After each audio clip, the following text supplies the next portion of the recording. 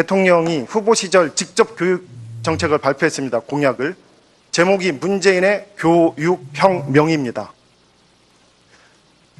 자, 거기 보면 교실혁명을 통해서 교육혁명을 시작하겠다라는 말이 있습니다.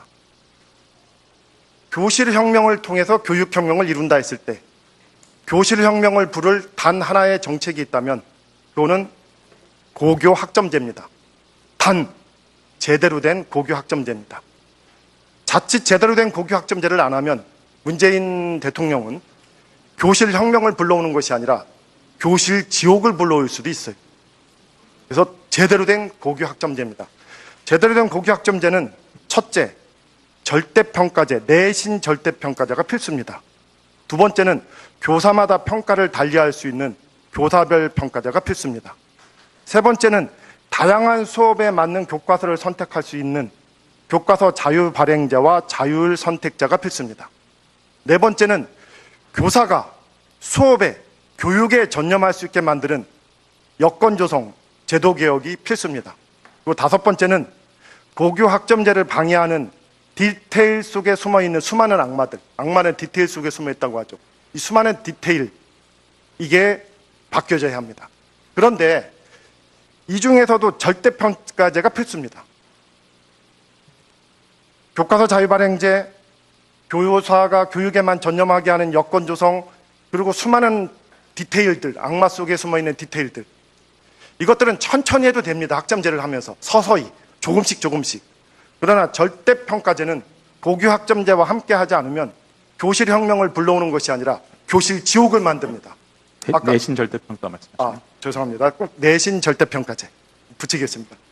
자, 내신 절대평가제와 함께 하지 않으면 교실 지옥을 부를 수 있어요. 이범 선생께서도 말씀하셨듯이 가장 치열한 경쟁은 내신 경쟁입니다. 왜? 학교 친구들과의 경쟁입니다. 근데 고교학점제는 그 범위를 더 좁혀요. 수학을 좋아하는 학생들끼리 경쟁, 물리를 좋아하는 학생들끼리 경쟁, 소설을 좋아하는 학생들끼리 경쟁, 범위가 더 좁혀져요.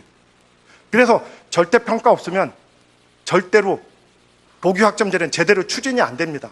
단언컨대 이 연구 시범학교들 제대로 시행 안 하고 그럴듯하게 시행하는 척만 하다가 문서만 그럴듯하게 만들고 내용은 보잘것없는 결과로 그칠 겁니다. 만약에 강력하게 시행하면 교실 지옥으로 벌어질 거예요.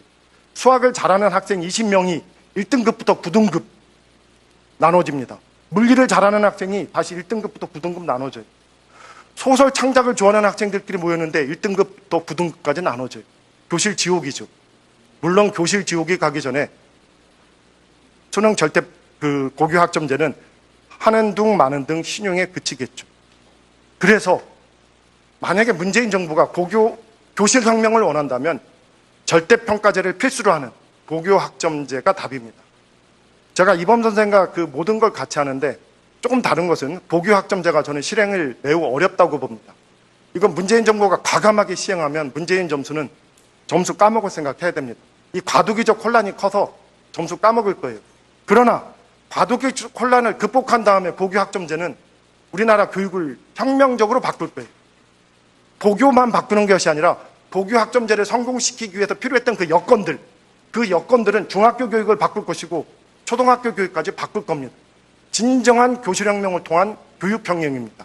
다만 각오해야 됩니다. 과도기적 혼란, 그리고 점수를 까먹을 생각해야 돼요.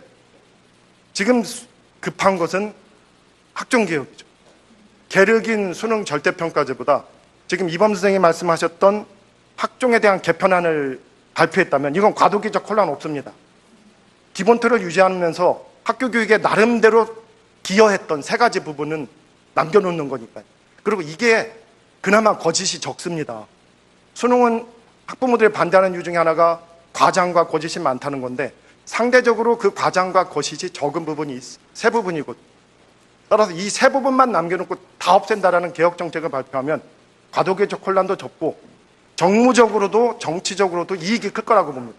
그래서 저는 근본적 개혁을 원하면 고교 학점되지만 그게 너무나 힘드니까 그냥 당장 시급한 것, 당장 국민들한테 지지를 얻을 것을 원한다면 학종개혁, 다시 말하지만 수업활동, 정규 수업활동, 정규 동아리 활동, 그리고 학생의 활동을 빼놓고는 전부 입시에서 반영하지 않은 쪽으로 개혁이 시급하다. 이거는 혼란 없이 점수를 따지는 부분이다 라고 말하고 싶고요. 그리고 수능 절대평가제는 학교 교육을 획기적으로 바꾸는 과정에서 필요하면 하는 거고 필요 없으면 안 하는 겁니다. 지금 상황에서 이거는 계력이란 말 드리고 싶습니다. 지금까지 제가 했던 말은 사실은 이범 선생 발제자의 말과 크게 다르지 않지만 이 고교 교사의 입장에서 좀 강조점을 달리해서 말씀드려봤습니다. 네, 이상 토론 마치겠습니다. 감사합니다. 따라서 저는 이범 선생님이 지금 발제하신 내용대로만 될 수 있다고 하면 우리 교육은 몇 단계 업그레이드 될 수 있는 굉장히 좋은 안이라고 생각합니다. 제 고민은 거기서부터 시작됩니다. 근데 그럼에도 불구하고 이렇게 좋은 방안이 있음에도 불구하고 왜 안 될까? 제가 볼 때 다소 구체적인 안에 대해서는 다소간의 이견이 있을 수 있겠지만 전체적인 방향에 대해서 오늘의 발제 내용에 대해서 감히 전면적으로 부정하거나 이것을 반대할 사람은 없을 거라고 봅니다. 적어도 제가 생각하는 상식선에서는. 근데 이게 교육부에서 결정이 돼서 추진되느냐. 적어도 이 맥락에서 보면 교육부에 계신 분들한테 대단히 미안하지만은 거기는 굉장히 이상한 사람들만 있는 것 같습니다. 대단히 합리적이고 상식적인 안이 있음에도 불구하고 이것이 채택이 안 되고 전혀 엉뚱한 방안이 마련되고 이것이 국민들에게 제시된단 말이죠. 저는 그래서 우리나라 교육의 변화가 제대로 되려면 제일 먼저 필요한 것이 합리적인 의사결정 절차와 기구, 이런 제도가 필요하다는 생각이 듭니다. 전문가나 또는 국민들이 여러 가지 의견을 제시했을 때 이것을 제대로 걸러서 미래지향적인 교육제도로 만들 수 있는 그런 합리적인 안을 만들어가는 과정과 절차가 확립돼야 되는데 이게 없다는 거죠. 저는 문재인 대통령의 교육의 이 공약안에 국가교육위원회라는 걸 들어있는 걸 봤습니다. 그리고 사실은 굉장히 회의적이었기는 합니다. 그러나 저는 국가교육위원회 방안이 나름대로 이런 합리적인 논의와 결정 절차를 보완할 수 있는 중요한 가능성을 가지고 있다고 봅니다. 문제는 우리 사회에서 이 합리적인 방안을 만들어내는데 가장 방해가 되는 암적인 요소들이 있습니다. 그 암적인 요소는 제가 볼 때는 강력한 이해관계자 집단이라고 생각합니다. 이 사람들은 어떤 아이디어나 방안이 합리적이냐 아니냐 그것이 한국 교육 문제를 어떻게 해결해 갈 수 있느냐는 그런 관점보다는 그것이 나한테 이익이 되느냐 안 되느냐 하는 관점에서 판단하기 때문에 모든 합리적인 토론 자체를 봉쇄합니다.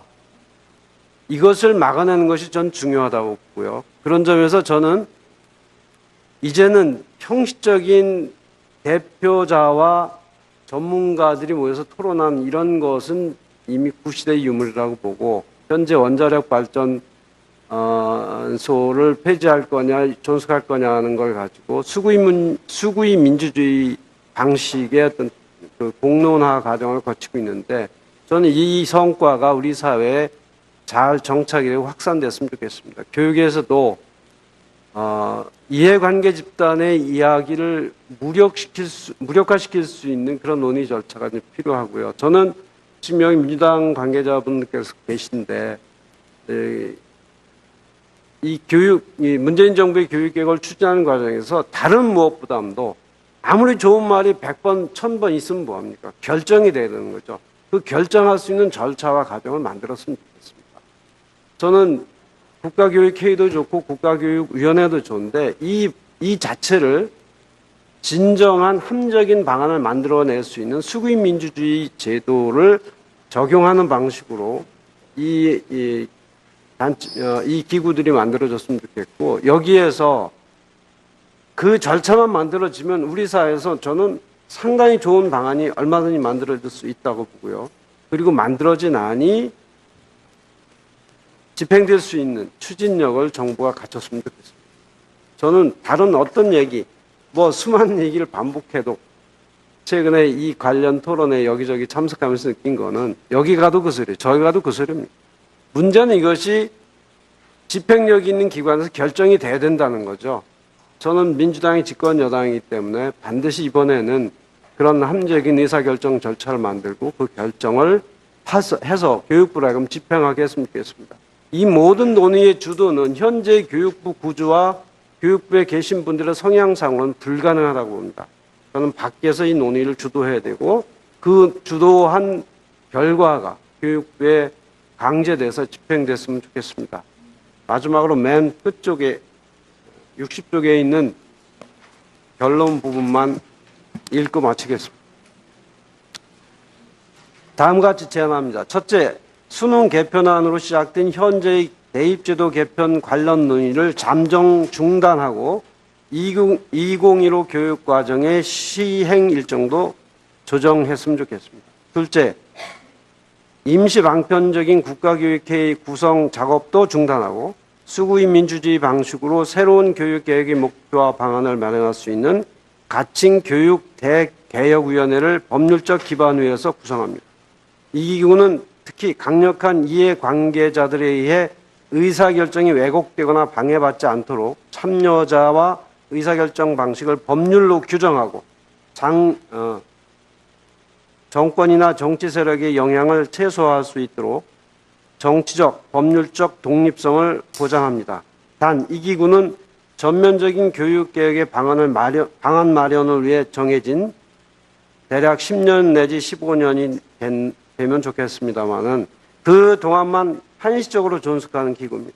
교육부는 유기적으로 협력을 해야 될 것 같습니다. 세 번째로, 새로운 기구에서 당면한 교육개혁의 중장기적 목표와 단기적이라 하면 현 정부 임기 내에 추진할 목표를 얘기합니다. 이것을 먼저 정하고 역순으로 그 목표에 도달하기 위한 부문별 개혁 방안을 마련한 것입니다. 이를 위해 다양한 주제와 방식으로 국민 대토론회와 전문가 연구 및 토론회를 추진했으면 좋겠습니다.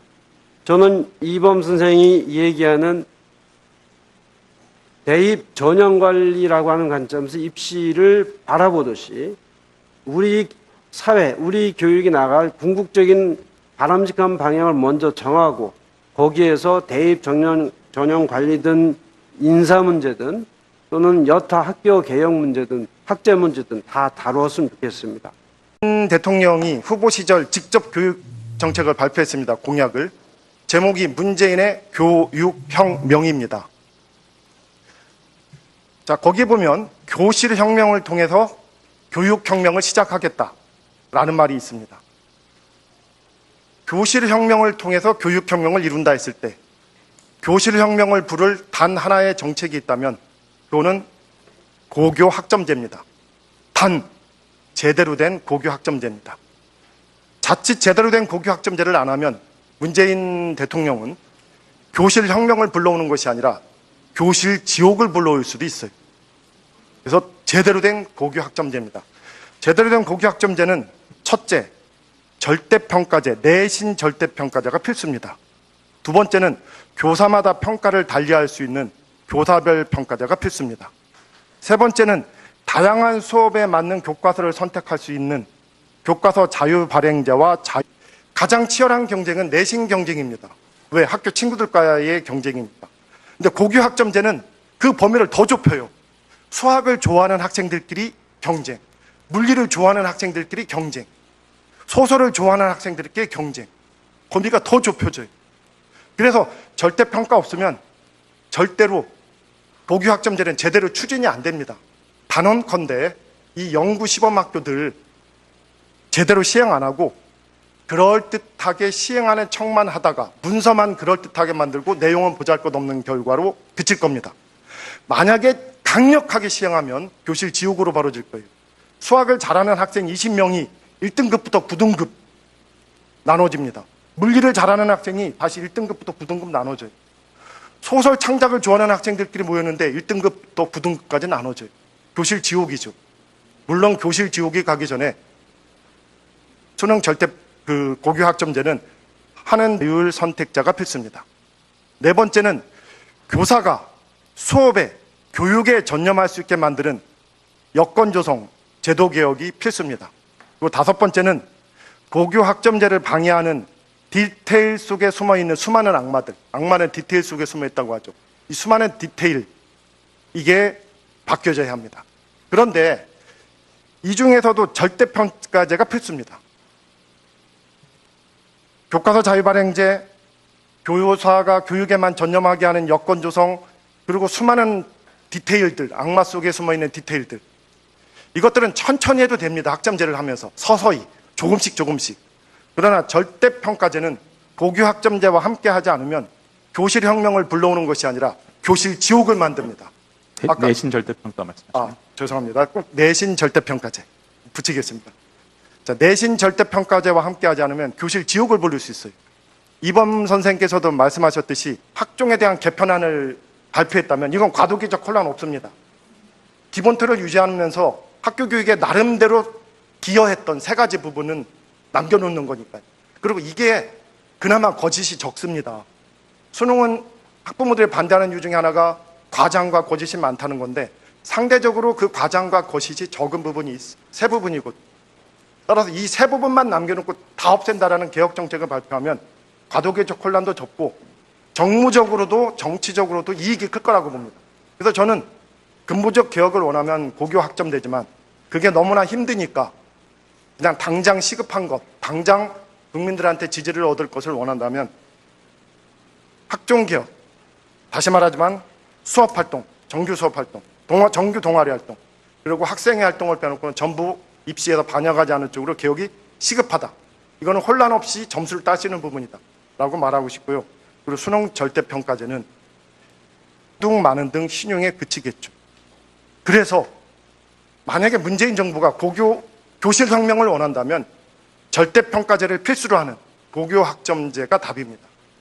제가 이범 선생과 그 모든 걸 같이 하는데 조금 다른 것은 고교 학점제가 저는 실행을 매우 어렵다고 봅니다. 이건 문재인 정부가 과감하게 시행하면 문재인 점수는 점수 까먹을 생각해야 됩니다. 이 과도기적 혼란이 커서 점수 까먹을 거예요. 그러나 과도기적 혼란을 극복한 다음에 고교 학점제는 우리나라 교육을 혁명적으로 바꿀 거예요.